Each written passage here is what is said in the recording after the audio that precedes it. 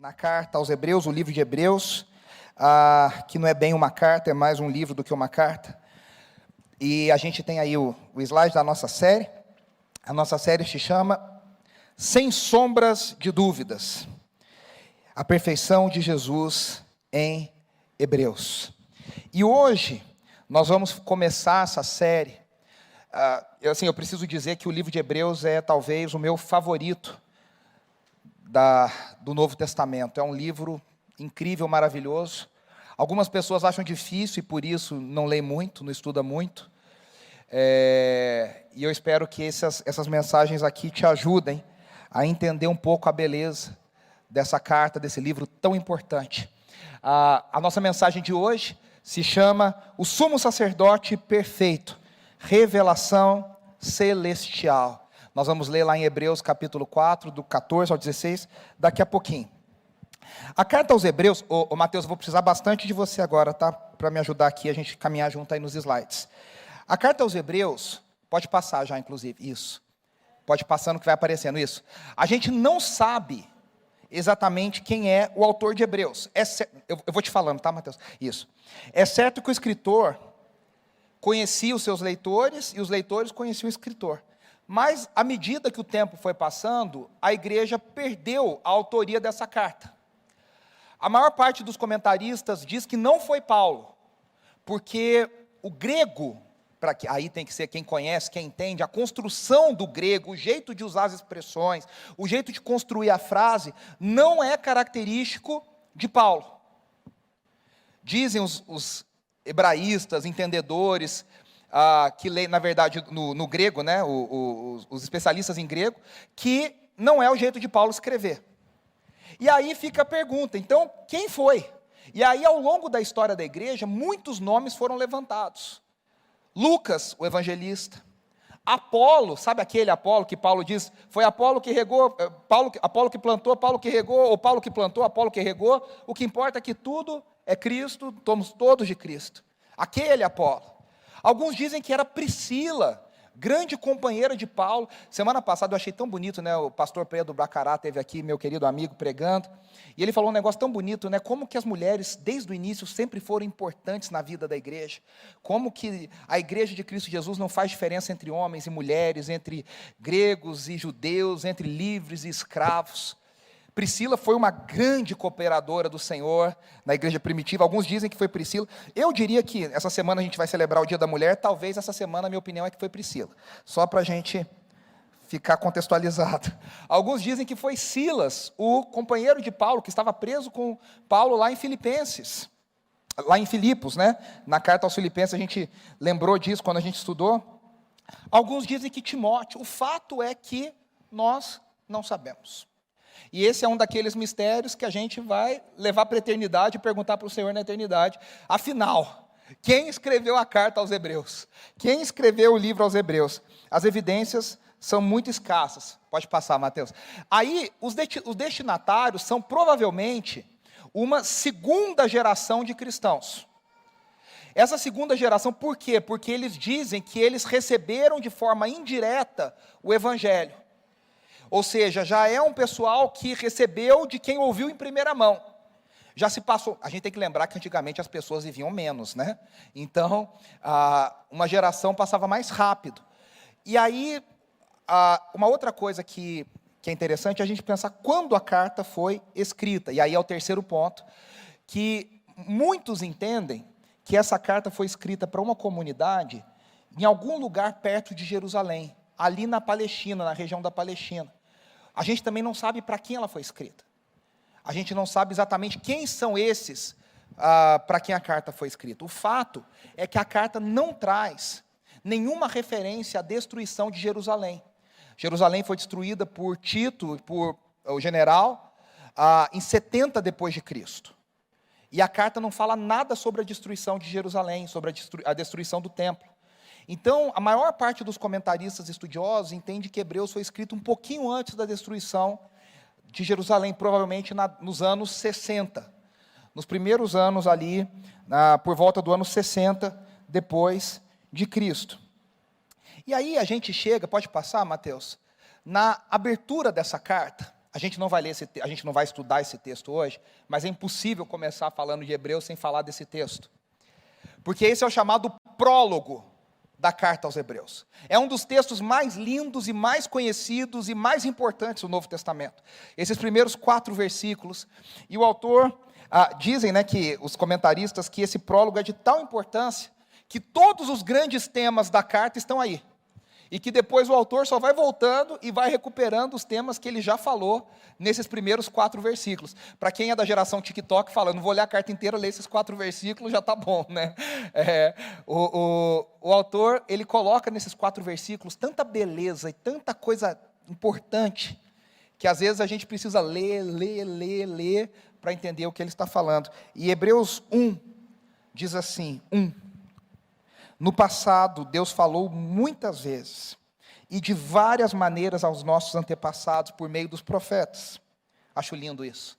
Mas nestes últimos dias, nos falou por meio do Filho, a quem constituiu o herdeiro de todas as coisas, e por meio de quem fez o universo. O Filho é o resplendor da glória de Deus, a expressão exata do seu ser, e sustenta todas as coisas por sua palavra poderosa. Depois de ter realizado a purificação dos pecados, ele se assentou à direita da majestade nas alturas, pois é muito superior aos anjos, e o nome que herdou também é superior ao nome deles. Hebreus começa com 2 suposições, pressuposições. A primeira é que existe um Deus.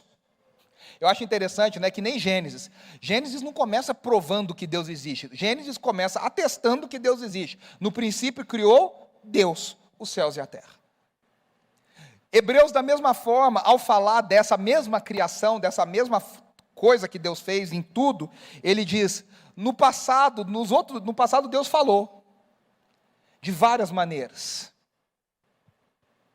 Deus existe. E a segunda coisa que aparece aqui no livro, que é uma pressuposição, é que Deus fala. Esse Deus que existe é um Deus que fala, é um Deus que se comunica, é um Deus que se revela. E tudo que nós conhecemos de Deus é revelação.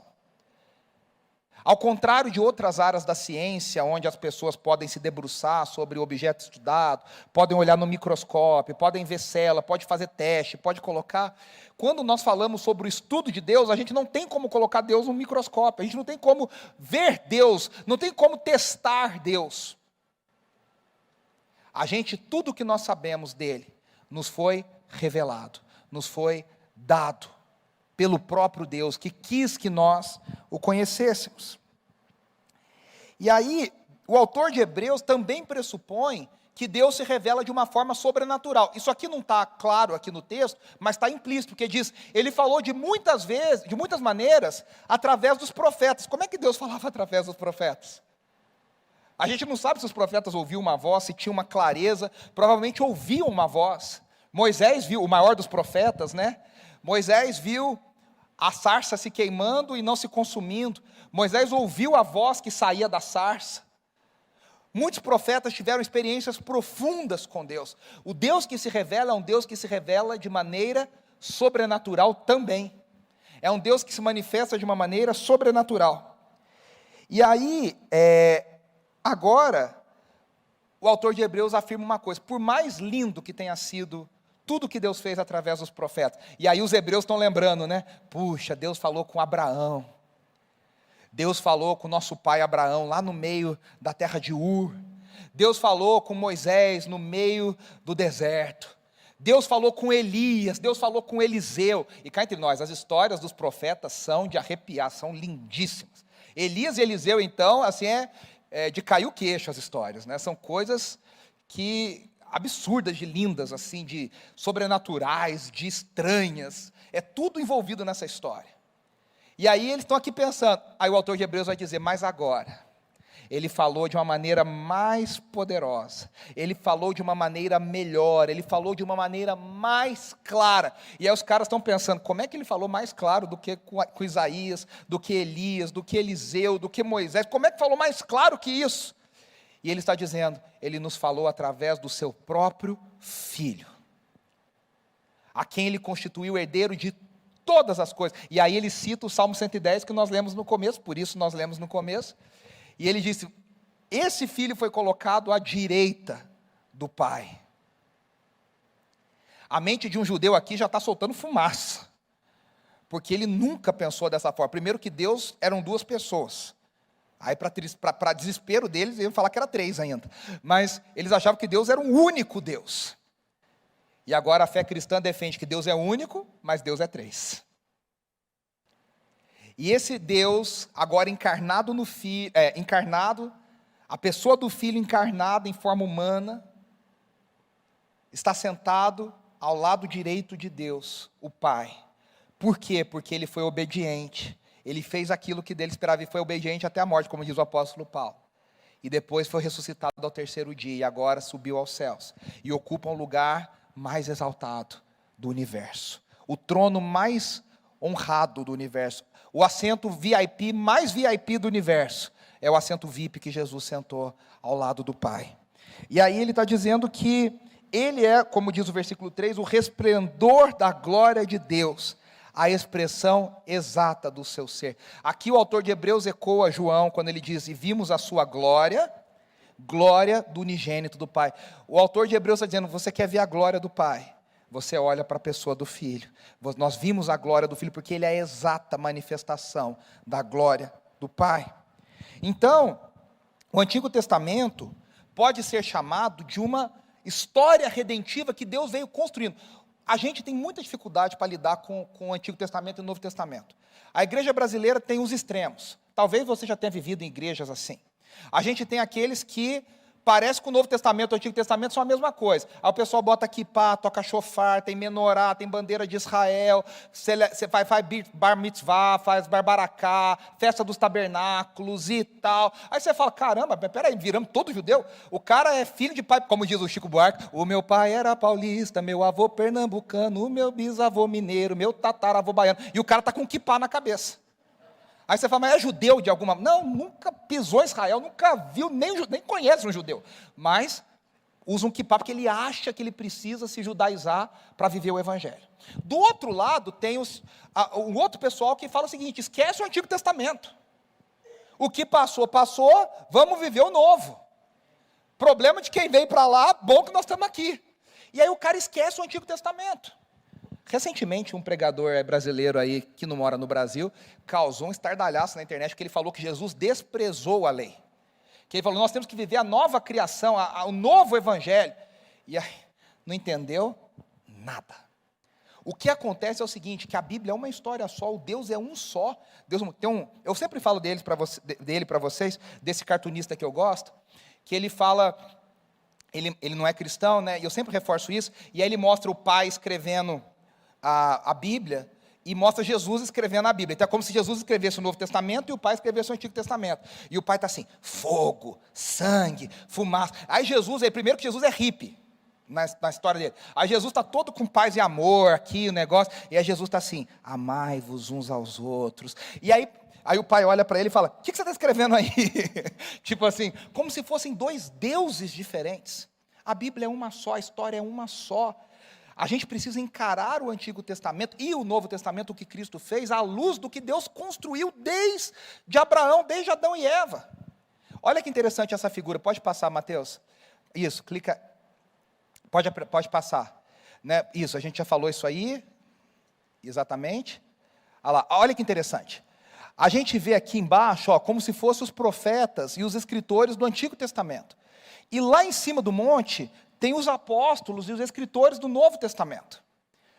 É uma coisa só que o que muda é a perspectiva.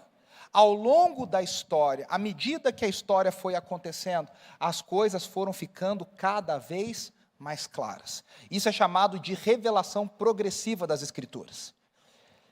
Hoje, qualquer cristão, isso é muito doido.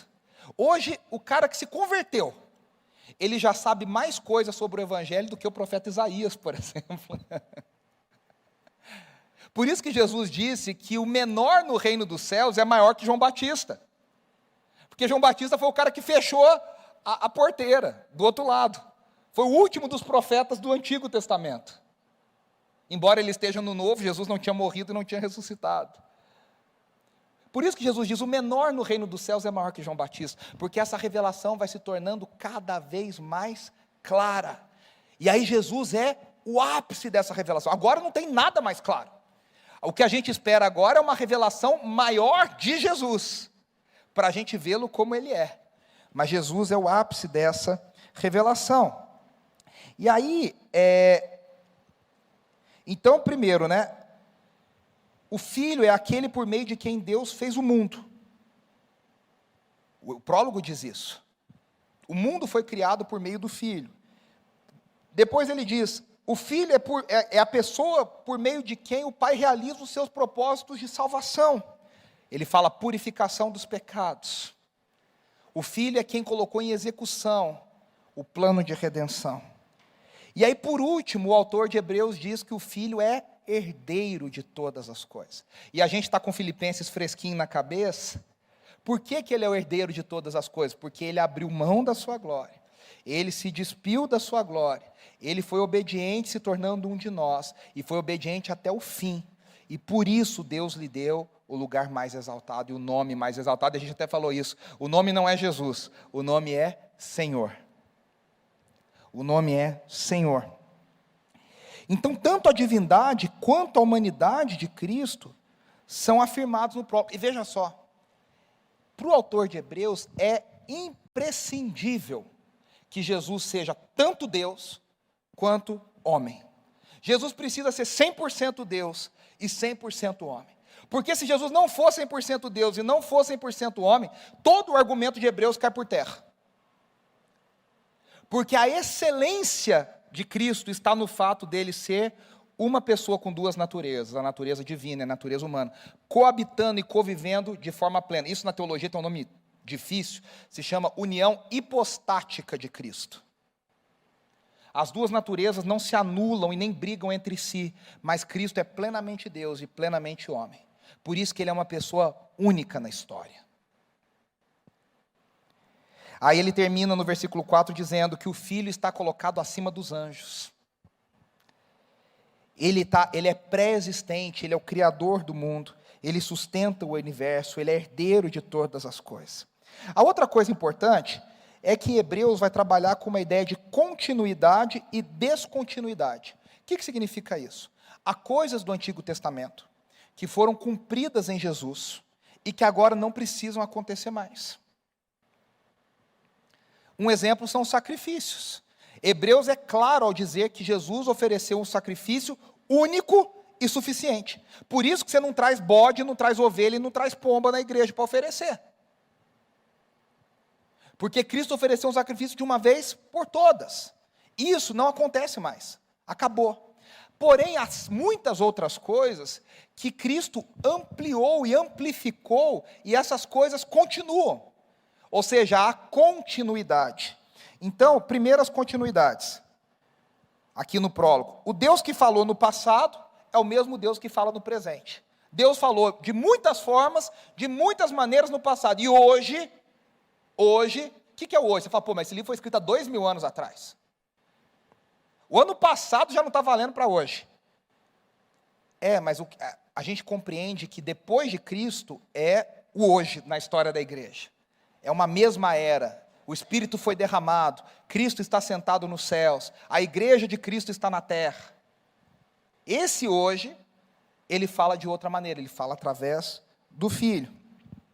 Então, os textos do Antigo Testamento carregam revelações que são importantes. Por isso que a gente estuda Êxodo, por isso que a gente estudou tantos textos do Antigo Testamento, Isaías, Joel, Crônicas, porque esses textos trazem revelações daquilo que Deus fez e daquilo que Deus ainda está fazendo. Agora, a descontinuidade. Por isso que ele fala, há muito tempo, e aí depois ele fala, nesses últimos dias. Deus falou de uma maneira, agora ele fala de outra maneira. Então, a diversidade de tempos e formas é contrastada com esse jeito singular que Deus está falando através do Filho. Através do Filho. E aí fica a ideia para nós de que Hebreus vai mostrar que tudo aquilo que foi revelado em Êxodo, e a gente já estudou Êxodo, quem quiser ver está lá no nosso YouTube, está lá no nosso Spotify, tudo aquilo que começou em Êxodo, o tabernáculo, depois o templo, os sacrifícios. O autor de Hebreus vai dizer, tudo isso era lindo, mas isso era uma sombra. Cristo agora é a plena revelação. Aquilo era uma sombra, a gente via só torto, mas agora a gente vê plenamente. E aí eu queria, antes da gente ler o texto de hoje, falar algumas citações, tem aí, acho que escrito isso.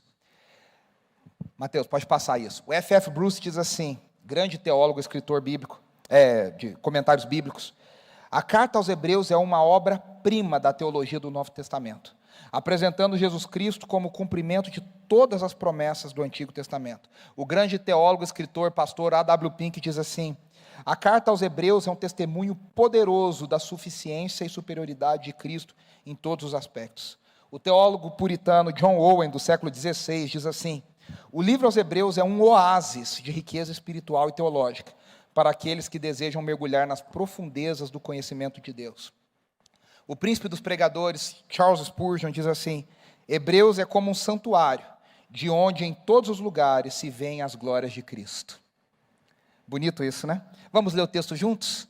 Hebreus 4, do 14 ao 16, o texto diz assim, portanto, visto que temos um grande sumo sacerdote que adentrou os céus, Jesus, o Filho de Deus, apeguemo-nos com toda a firmeza ao que confessamos, pois não temos um sumo sacerdote que não possa compadecer-se das nossas fraquezas, mas sim alguém que, como nós, passou por todo tipo de tentação, ainda que sem pecado. Assim, aproximemo-nos do trono da graça com toda a confiança, a fim de recebermos misericórdia e encontrarmos graça que nos ajude no momento da necessidade. O versículo 14 começa com um portanto. E esses trechos bíblicos, essas palavras bíblicas são muito importantes, porque esse portanto tem os outros 3 capítulos que ele está falando. Aí a gente que está começando aqui fala, mas portanto, o quê? Eu não sei você, às vezes eu estou assistindo uma série, eu gosto de assistir séries sequenciadas, essas séries assim, eu vou assistindo primeiro episódio, segundo episódio, terceiro episódio. Às vezes eu espero a série acabar para poder ver tudo uma vez depois. E aí, às vezes, né, a gente que tem filho pequeno e tudo, já está ficando mais velho, o sono vai vindo, a gente dorme. E aí o aplicativo continua lá, aí você desliga. Emanuel, você não é o único que dorme não, viu? Você dorme, a série está lá passando. A minha avó era assim, minha avó ficava assim, dormindo no sofá. O programa rolando. Eu não vou falar qual programa, era o Clodovil, mas não vou falar não. Aí ficava lá rolando. Aí a gente desligava, ela falava assim, quem tirou do Clodovil? Aí falava, mas você está dormindo. Ela, não estou dormindo, eu estou vendo, eu estou ouvindo, eu estou com o olho fechado, mas eu estou ouvindo. Né? E aí às vezes acontece com a gente, e aí a gente liga de novo, aí você começa a ver, você fala assim, ué, mas parece que não foi aqui que eu parei. Eles estão falando umas coisas que eu não estou entendendo. Aí você descobre que passaram 3 episódios, você dormindo, pulou, aí você tem que voltar nos 3 episódios para ver de novo. Aqui é esse portanto.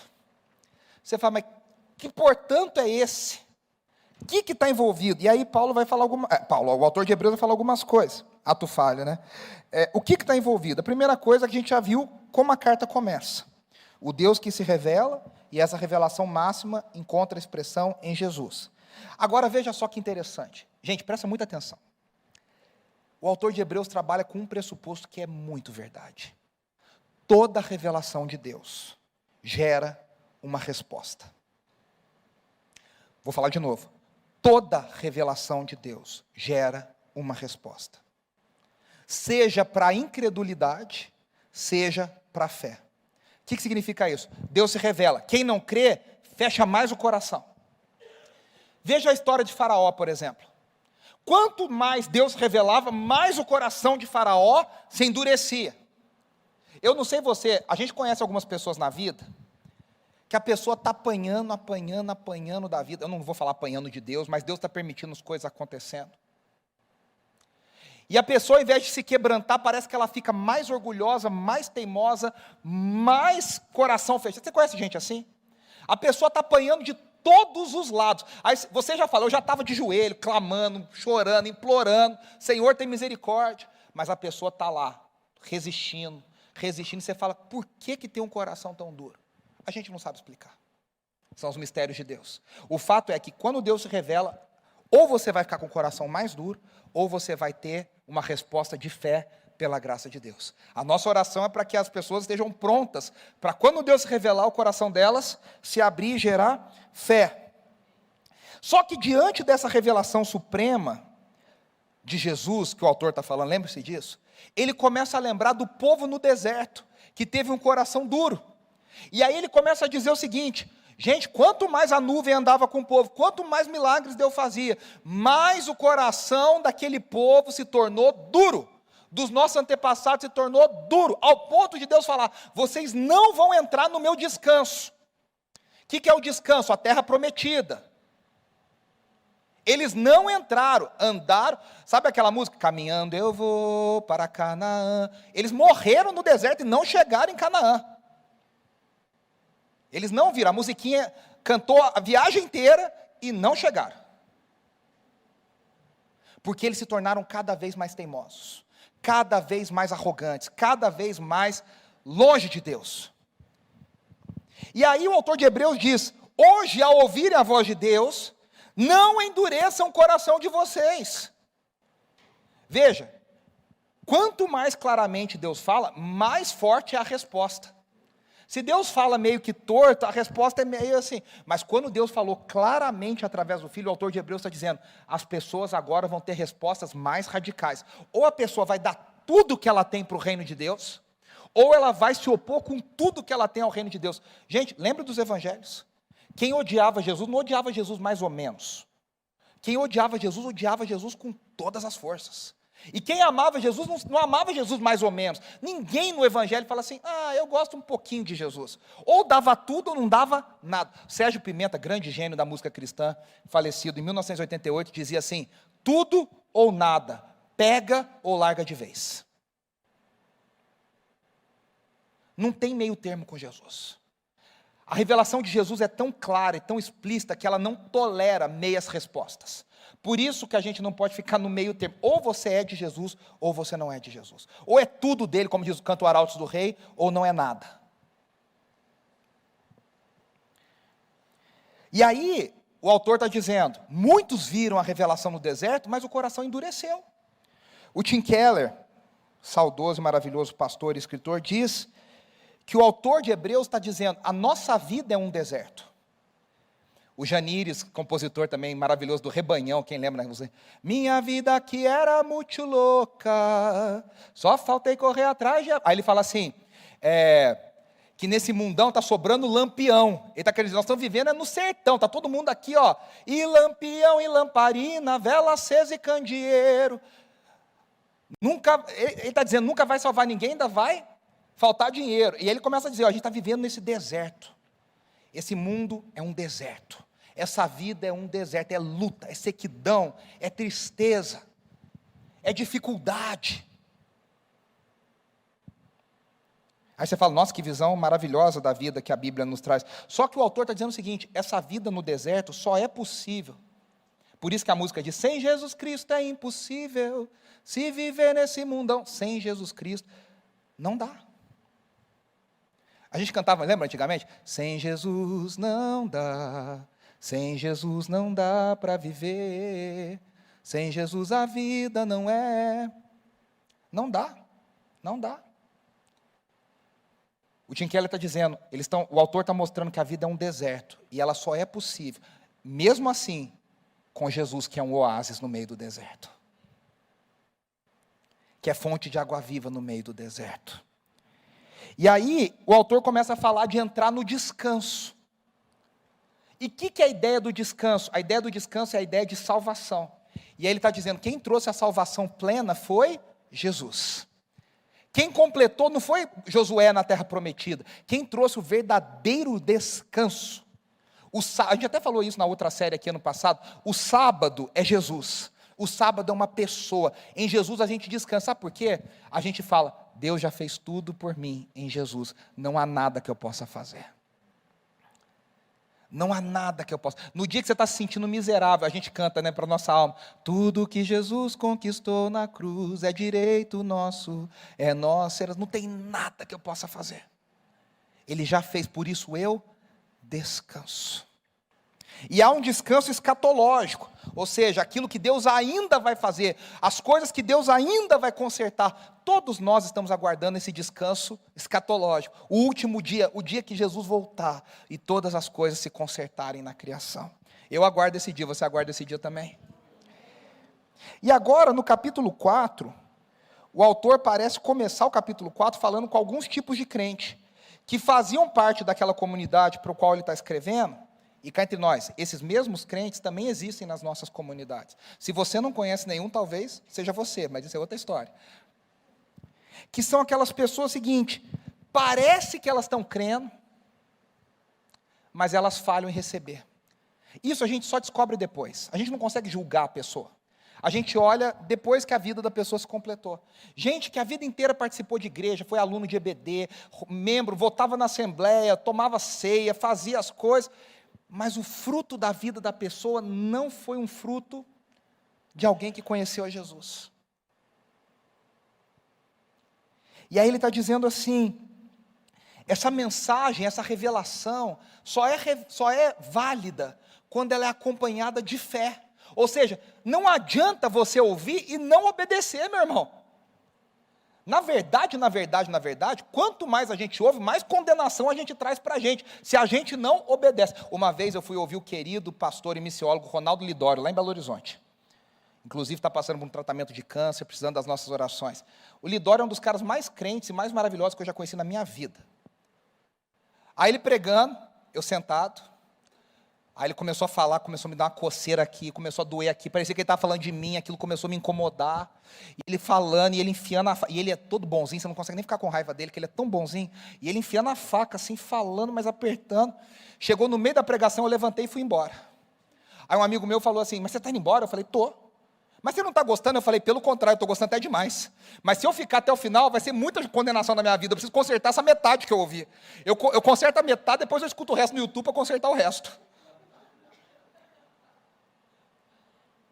A mensagem de Deus só é válida se ela é acompanhada de fé. Fé significa crer e obedecer.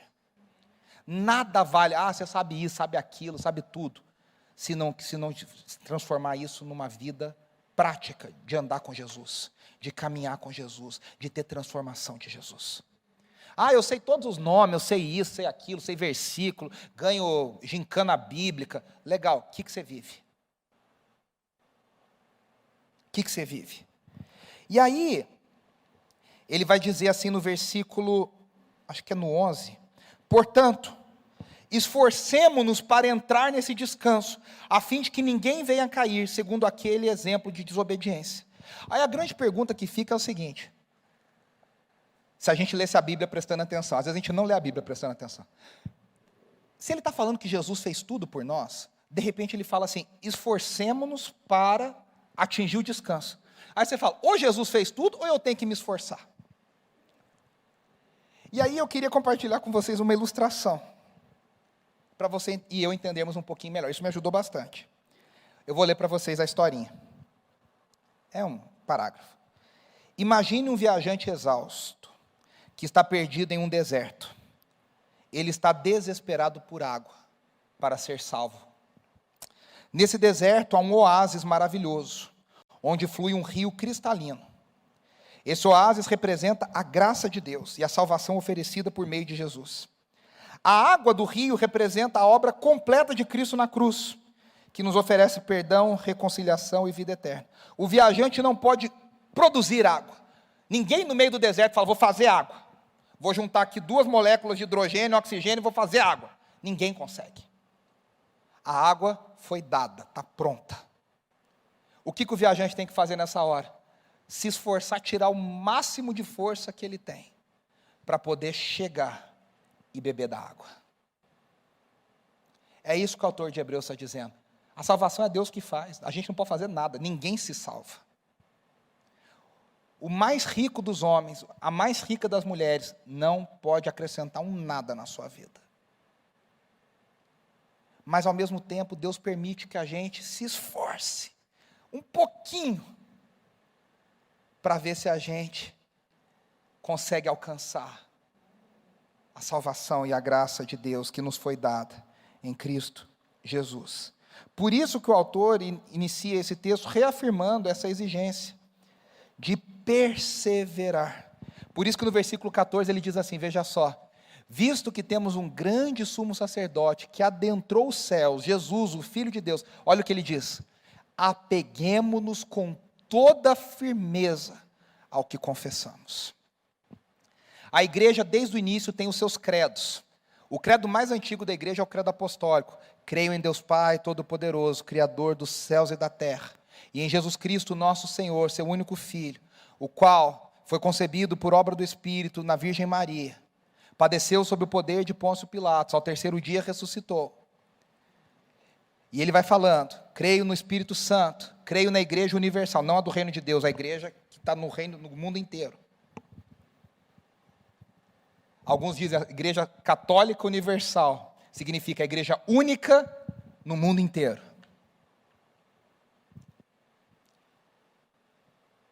A igreja desde o início repete essas fórmulas, para dizer eu creio nisso, eu creio nisso, eu creio nisso. É importante a gente afirmar para o mundo, eu creio nisso, nós cremos nisso. E aí ele está dizendo, o autor, apeguemos-nos com toda a firmeza ao que confessamos. Sempre que eu leio isso, me vem uma imagem de alguém agarrado assim, sabe? Se agarra e eu vou, daqui ninguém me tira. Eu vou ficar aqui. Sabe, porque todas as coisas no mundo querem tirar a gente desse lugar. As circunstâncias da vida querem empurrar a gente desse lugar de crer. As pessoas que não conhecem Jesus querem nos tirar desse lugar de salvação, de crer em Jesus. Os problemas da vida querem nos empurrar desse lugar. E ele está dizendo, meus irmãos, permanecer é uma arte muito difícil. Permanecer é uma arte muito difícil. É pela graça de Deus que a gente permanece. E aí, ele fala que, ele sabe que isso é difícil.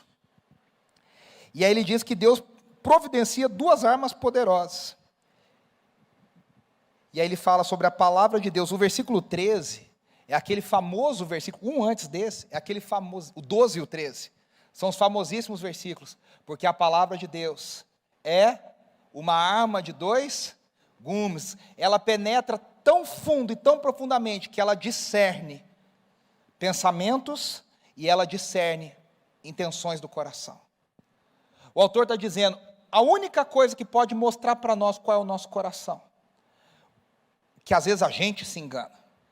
Eu não sei se você já teve esses dias que você mesmo percebe que um dia o Espírito te revela que você está se enganando há um tempão. Você acha que você é maravilhoso, aí o Espírito fala, eu vou te mostrar então como eu te vejo, aí você toma um susto. E o autor está dizendo, a palavra dada por Deus, ela é tão poderosa que ela é a única coisa que discerne o nosso coração, que a separa os nossos pensamentos daquilo que é nosso, daquilo que é de Deus, daquele pensamento que não vem de Deus e daquilo que vem de Deus. Sem essa ajuda, meus irmãos, da palavra, a gente não consegue. A gente não consegue permanecer. A gente não consegue permanecer. E a segunda coisa, que é a ferramenta maior e mais poderosa, é que a gente tem o melhor sumo sacerdote que já houve em Israel intercedendo por nós. Nos Estados Unidos eles têm uma expressão, passa aí, Mateus, eu pus um slide, deixa eu ver se é o próximo. Pode passar. Pode passar. Isso. Passa de novo, mais um. Isso. A gente tem, pode passar. Aí. Nos Estados Unidos eles têm uma expressão que se diz GOAT. GOAT é um bode, mas é uma sigla para The Greatest of All Time. O maior de todos os tempos. O pessoal fala isso no esporte sobre o Michael Jordan, o maior jogador de basquete da história, sobre o Pelé. Alguns da nova geração falam que talvez o Messi. Na música, o pessoal diz que os Beatles foram a maior banda de todos os tempos. Se a gente falasse das cantoras brasileiras, por exemplo, eu falaria que Elis Regina foi a maior cantora de todos os tempos do Brasil. Na ciência, Albert Einstein talvez seja o maior cientista de toda a história. A gente tem em cada campo esses greatest of all time. O maior de todos os tempos, os maiores de todos os tempos. E o autor de Hebreus está dizendo que Jesus foi o maior sumo sacerdote que já existiu. Se vocês prestarem atenção no texto, ele diz, um grande sumo sacerdote. A palavra no grego é mega. a gente tem um mega sumo sacerdote. Veja, o sumo sacerdote era um homem de uma família, que era a família de Arão, de uma tribo das 12, que era a tribo de Levi, de um povo inteiro. Ou seja, era o privilégio do privilégio do privilégio. Era um homem em Israel. E era de Levi. Nós temos um problema, se você está ligado, você já pensou, Jesus não é da tribo de Levi.